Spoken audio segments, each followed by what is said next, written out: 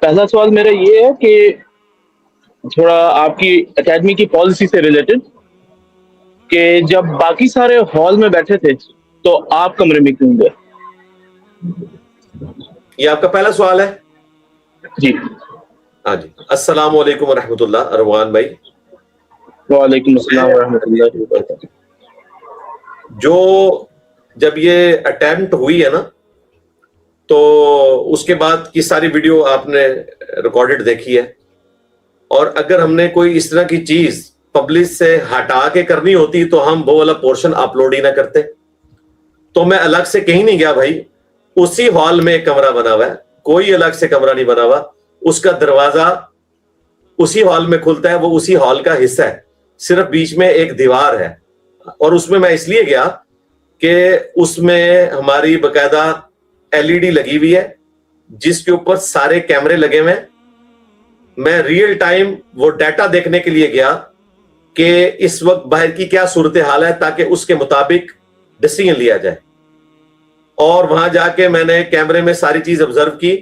پھر جو کنسرن لوگ تھے نیچے ڈیوٹی کے اوپر معمول، ان سے میں نے فون پہ رابطہ کیا اور پوری سچویشن ڈسکس کی کہ اس وقت کیا صورتحال ہے اور کیا معاملات ہیں. اس کے لیے اس کی وجہ یہ ہے کہ اس وقت لیڈر کا کام یہ نہیں ہے کہ وہ چپ کر کے تو سائڈ پہ ہو جائے. اس کا کام ہے کہ فرنٹ سے لیڈ کرے، سچویشن کو دیکھ کر، اور اس کے بعد کوئی ڈیسیژن کرے. اور وہ پھر ڈیسیژن کیا اللہ کے فضل سے، پورے معاملات کو دیکھا، اور اس کے بعد جو کچھ ہوا وہ تو جو لوگ یہاں موجود تھے انہوں نے دیکھ لیا کہ کس طریقے سے ہم نے اس معاملے کو ہینڈل کیا. الحمدللہ رہا ہماری اکیڈمی کا سیکیورٹی والا معاملہ تو وہ الحمدللہ اپنی جگہ ان کانٹیکٹ ہے. میں اس کمرے میں ہوں یا اس ہال میں ہوں، اس حال تک پہنچنے کے لیے کئی ایک سیکیورٹی دروازے ہیں، بیریئرز ہیں لوہے کے، اور ان میں ایسے بیریئر ہیں جو بم پروف ہیں. ان کو بم سے کوئی اڑانے کی کوشش کرے تو وہ بھی نہیں اڑا سکتا، وہ اوپر حال تک وہ پہنچنے کا کوئی تصور بھی نہیں کر سکتا.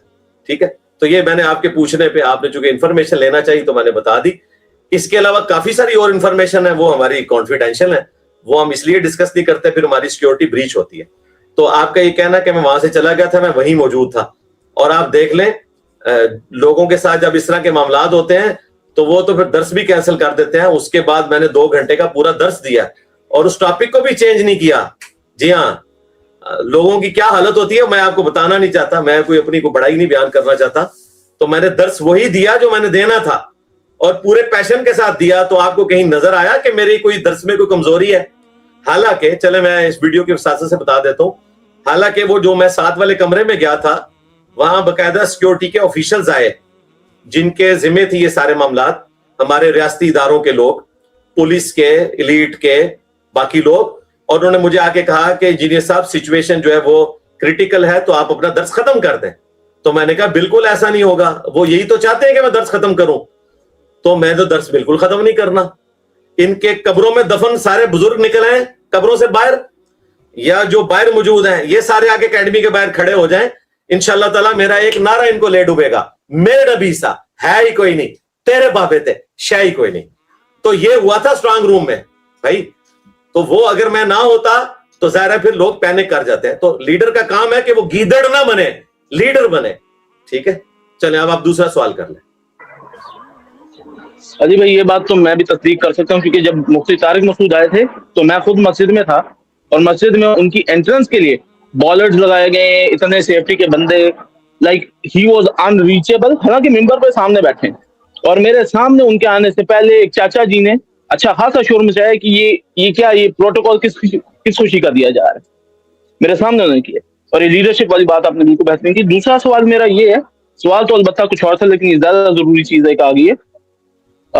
یہ سید جواد نقوی صاحب حافظ اللہ، ان پہ یہ جو مولویوں نے الزام لگایا اور بالکل ایک غلط اور جھوٹا الزام لگایا جس کا شریعت میں ان کو ویسے اصولی کوڑے پڑنے چاہیے. جو الزام انہوں نے جھوٹا ان پہ لگایا ہے کہ انہوں نے قرآن کی تحریف کی اور فلاں، ان کا کوئی تحریف نہیں کی، عربی کا ایک فکر ہے اور 100% صحیح انہوں نے استعمال کیا کروا دی ہے. اس میں اب آپ کا کیا مسئلہ ہے؟ آپ کینیڈا میں بیٹھ کے اب کیا کریں گے آپ بھائی؟ سر میرا سوال یہ ہے، یہ مولوی اتنا اس پہ بول رہے ہیں، جس جرم کا انہوں نے جواد صاحب کو الزام لگایا ہے، جھوٹا الزام، وہی جرم ان کے اپنے مشاری راشد نے وہ جرم کیا ہے, قرآن کی تحریف کی. ابھی لہبی و تب کو انہوں نے بدلا ہے, انہوں نے تو کی ہے قرآن کی تحریف, تو اب مولوی سارے چپ کیوں؟ جی جی چپ کیوں ہے یہ میں تو نہیں بتا سکتا, یہ تو انہوں نے بتانا ہے. مجھ سے آپ پوچھیں گے تو پھر میں کوئی 3-4 اور صلواتیں ان کو سنا دوں گا, تو آپ لوگوں کا غصہ کیوں نہیں ٹھنڈا ہوتا؟ تو اس کے لیے آپ دیسی فنکار ٹی وی کی میمز دیکھا کریں بھائی, اپنا غصہ جب ٹھنڈا کرنا ہو, ٹھیک ہے. اسی طریقے سے مولوی میمز موجود ہیں, لو سامبو چینل کی میمز موجود ہیں, دانی بھائی آفیشیل کی میمز موجود ہیں. یہ ہم نے میمز والا سلسلہ جو ہمارے اسٹوڈنٹ نے شروع کیا ہے, وہ آپ جیسے جو بھولے بھالے مسلمان بھائی ہیں جن کو غصہ آتا ہے ان مولویوں کے کرتوتوں کے اوپر, تو ان کا غصہ ٹھنڈا کرنے کے لیے نا, تو بالکل کوئی ٹینشن نہیں لینے کا. ہاں انجینئر سب کو انشاءاللہ تعالی دیکھ لیں, ان سب کو اللہ کے فضل سے جو ہے وہ ہم نے علمی طور پہ زیر کر لی ہے. آج نیو ورلڈ اسلامک آرڈر وہ ہے جو ہمارے پلیٹ فارم سے بیان ہوتا ہے, باقی تو اب بےچارے صرف اپنی حاضری لگانے کے لیے ممبر پہ آتے ہیں آپ کے سامنے, تو اللہ کا شکر ہے ہم کر رہے ہیں, بے فکر رہیں. آپ یہ بات کر رہے ہیں, ابھی تو ایک اور حوالہ ہے وہ ہم رکھیں گے کہ تذکرۃ الرشید جو کتاب ہے رشید احمد گنگوئی کے حالات و واقعات کے اوپر, جس میں وہ میاں والا واقعہ کا پارٹ 2 موجود ہے کہ مولانا قاسم نانوتوی دلہن کی شکل میں آئے تھے رشید احمد گنگوئی صاحب کے خواب کے اندر. اس کا جو تذکرۃ الرشید رسالہ جو وہ نکالا انہوں نے ان کے حالات زندگی پہ, اس کے باہر انہوں نے قرآن پاک کی 2 آیات کو جوڑا ہوا ہے مختلف جگہ سے. ان ہذہ تذکرہ, وہ قرآن میں آیا تھا نا کہ یہ قرآن ایک نصیحت ہے, وہ تذکرہ انہوں نے تذکرۃ الرشید پہ لگایا ہوا ہے. لو سامو, ٹھیک ہے.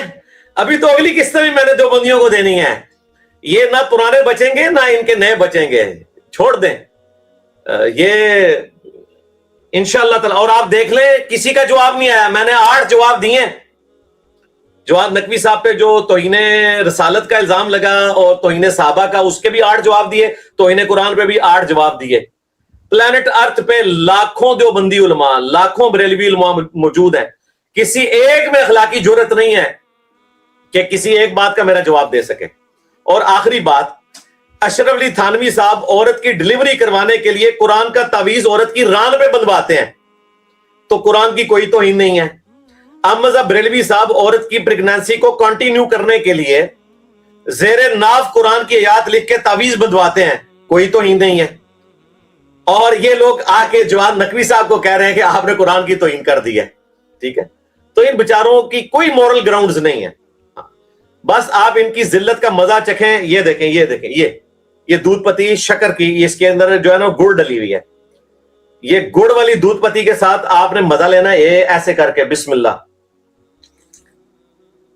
ہاں یہ بالکل, تو آپ یہ مزہ لیا کریں, ساتھ میمز دیکھا کریں. ابھی تازہ تازہ دیسی فنکار ٹی وی پہ ایک اور میم چڑھی ہے, وہ مامو پارٹی کی, حضرت معاذ اللہ کی, ناشتے والی سرکار, بڑی زبردست میم ہے. تو وہ ابھی آپ کا لائیو سیشن ہے, ورنہ یہ دودھ پتی میں نے وہ میم کے ساتھ ایسے میمز دیکھنی تھی. میمز دیکھا کریں آپ, ٹینشن لینا چھوڑ دیں. ہم ہیں نا الحمدللہ مولویوں کو پورا پڑھنے کے لیے.